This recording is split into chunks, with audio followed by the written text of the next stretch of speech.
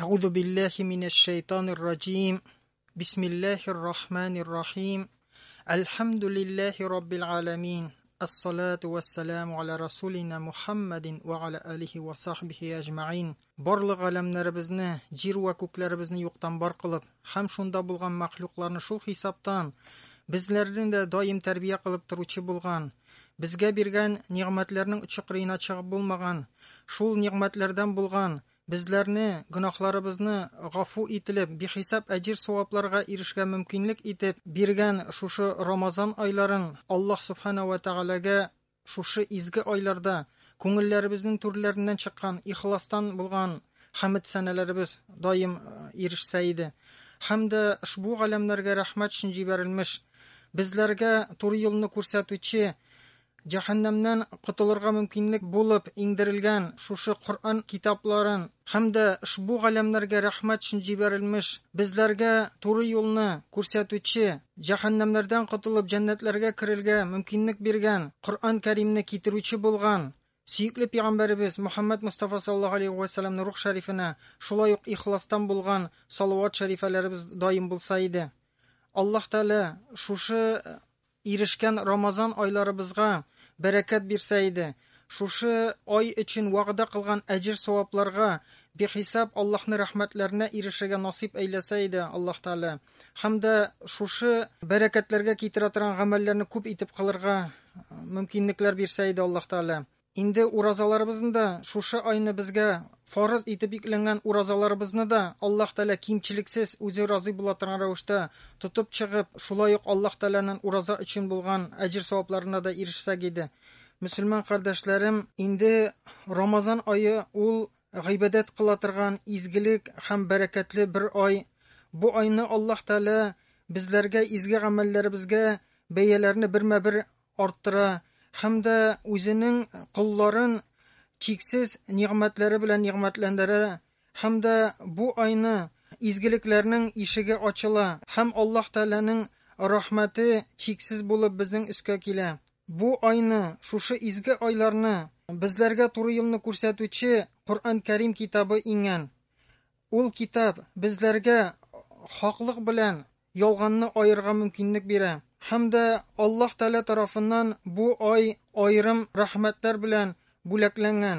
Bu oyni Alloh taolo gunohlarni yorliqi ham kishilar shushu oy sababli Alloh taolaning jahannamdan qutula. Bu oyning boshi birinchi 10 kuni ul Allohning rahmati, onun o'rtasi ul Alloh taolaning g'afu etuvi, endi onun oxiri ul Allohning jahannamdan qutqaruvi. Bu oyning buyukligi turunda, boshqa oylardan ustun bo'luvi turunda bir ko'p xabarlar keldi. Hamda masalan Abu Hurayradan rivoyat etilgan bir hadisda Payg'ambar sallallohu alayhi vasallam aytdi: "Qachon Ramazon kela, jannat eshiklari ochila, hamda jahannam eshiklari beklana, shaytonlar esa bog'ovlanadi" dedi.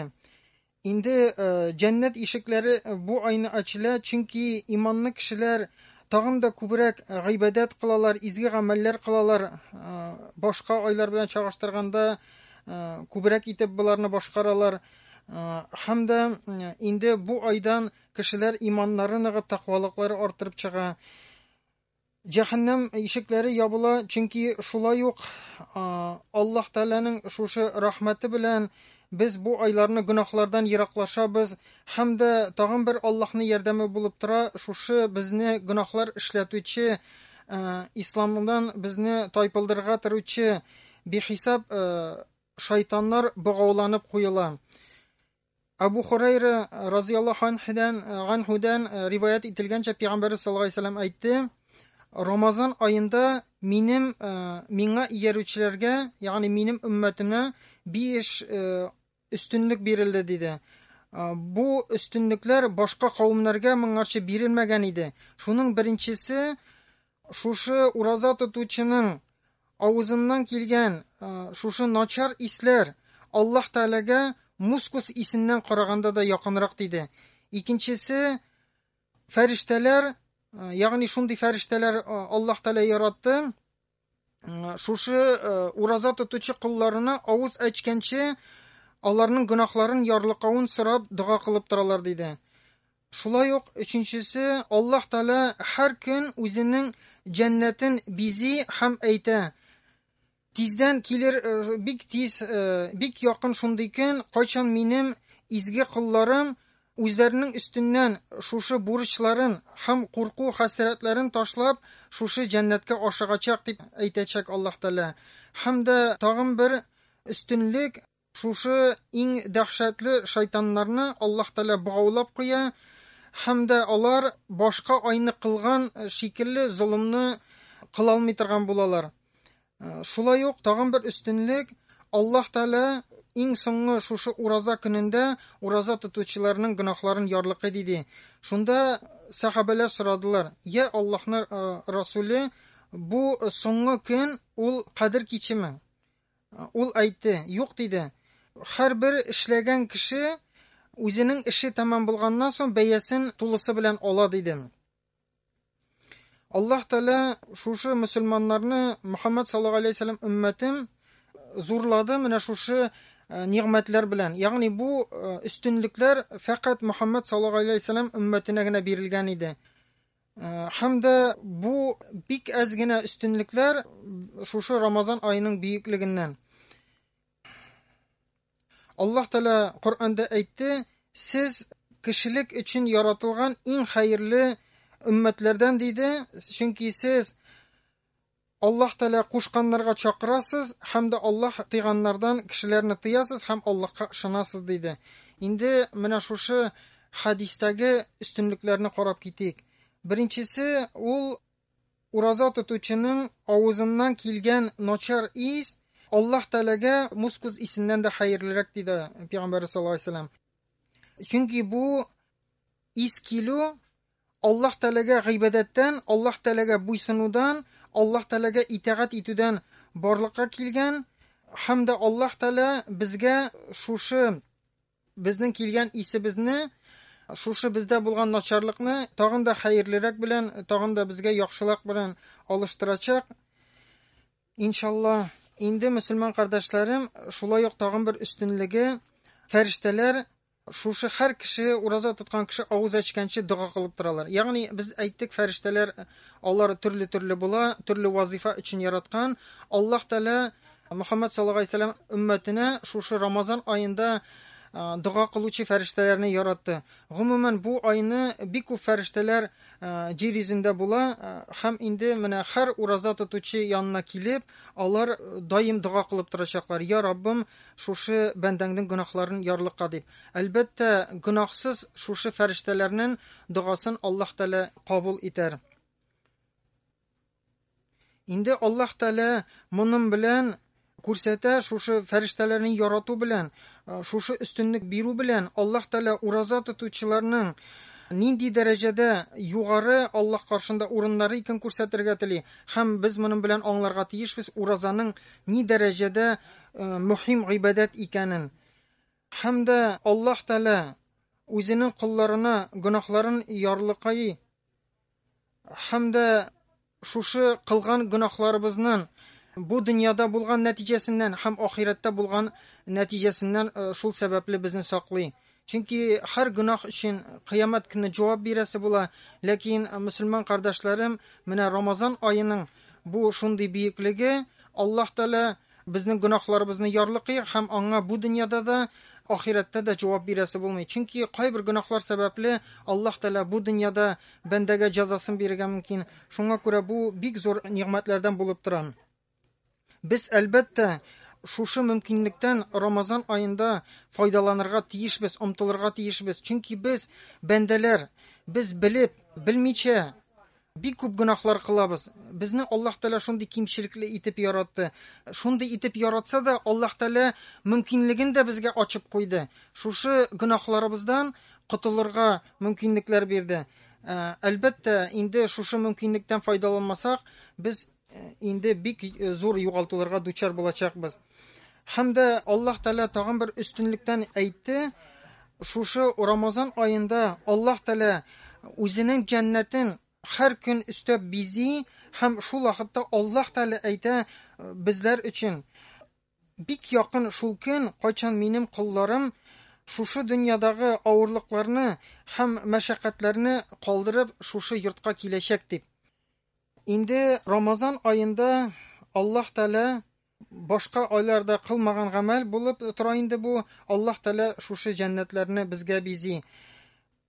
Һәм дә шушы сүзе белән, шушы хәбәре белән без шушы уразага омтылырга тиешбез.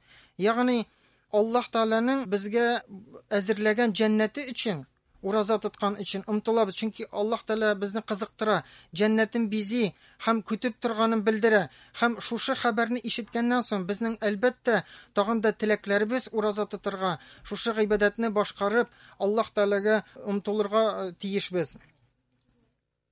Шулай ук Аллаһ Тәала тагын бер өстенлек бирде, җиңеллек бирде шушы гыйбадәтебездә. Шушы шайтаннарны Аллаһ Тәала богаулап куя һәм дә алар башка айларны кылган начарлыкларын безләргә карата бу айларны кыла алмый. Һәм алар үзләренең максатларына бу айны ирешә алмыйлар. Ягъни алар безне туры юлдан аздыра алмый һәм дә изгелек гамәл кылудан безне тыя алмый. Инде һәр кеше иманлы бәндә шушы Рамазанның шушы бәрәкәтен аңлап уразалар тоткан бәндә аңлый, бу айга кергәч менә бу җиңеллекне сизәсен. Шушы гыйбадәтләр кыласы килә башлый. Башка айда ул бер төрле була, ләкин бу айда ниндидер бер үзенчәлекне һәр кеше сизә. Без шушы гыйбадәт кылудан тәм таба башлыйбыз, омтыла башлыйбыз һәм инде ниндидер гөнаһларга омтылуда булмый. Бу башка айларга караганда киңрәк. Инде әлбәттә Аллаһ Тәала шушы нигъмәте белән, шушы шайтаннарны богаулап кую белән безгә үзенең рәхмәтенә ирешергә мөмкинлекләрне тагын да арттырды.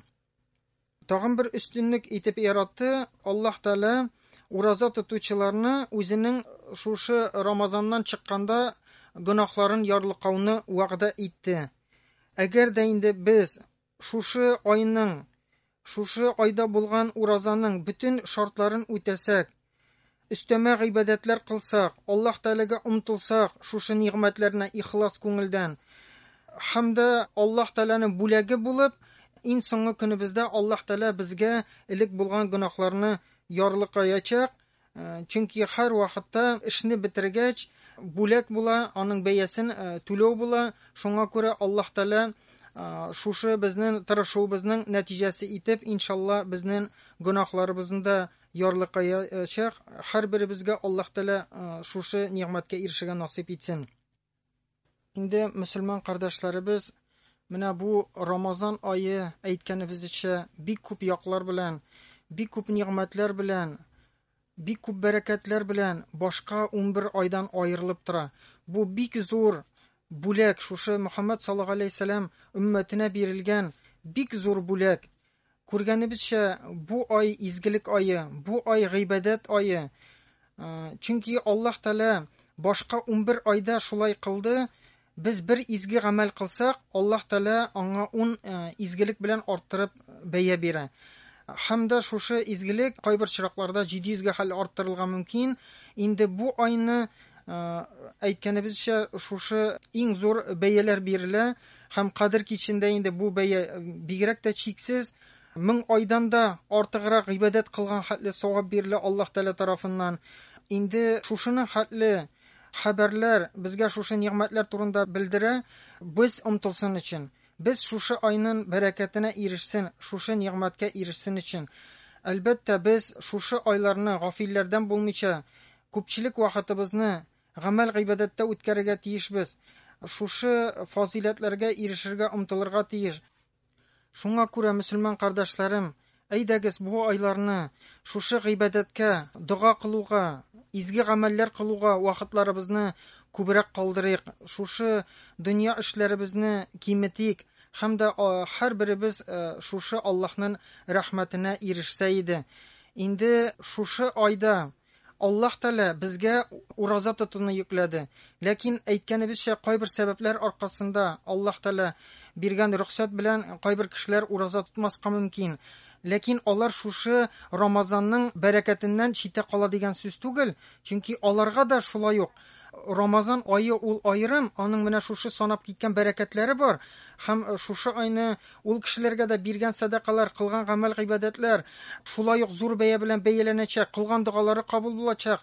Чөнки бу айны шушы дугаларыбызның кабул булу мөмкинлекләре арта. Әлбәттә, шуңа күрә без инде бу айны менә шушы өстебездә булган ураза тоту гыйбадәтен башкарырга тиешбез. Бу бер гыйбадәт булып тора, Рамазан аенда фарыз булган гыйбадәт. Аннан тышта без шушы айыбызны изге эшләр белән тутырырга тиешбез. Пәйгамбәрбез саллаллаһу алейһи ва саллям шикелле, сахабалар шикелле һәм аларга ияргән изге кешеләр шикелле. Пәйгамбәрбез саллаллаһу алейһи ва саллям һәм шушы аның изге бәндәләре бу айны күп итеп Коръән укыдылар. Күп итеп садака бирделәр, күп итеп төнге намазлар укыдылар, өстәмә башка намазлар укыдылар һәм изгелекләрне аеруча күп кылырга тырыштылар. Чөнки монсысы менә монның Рамазанның бәрәкәте. Әйдәгез шушы Аллаһның бәрәкәтенә омтылыйк, тырышыйк һәм иншалла без шушы өстенлеккә ирешүчеләрдән булырбыз.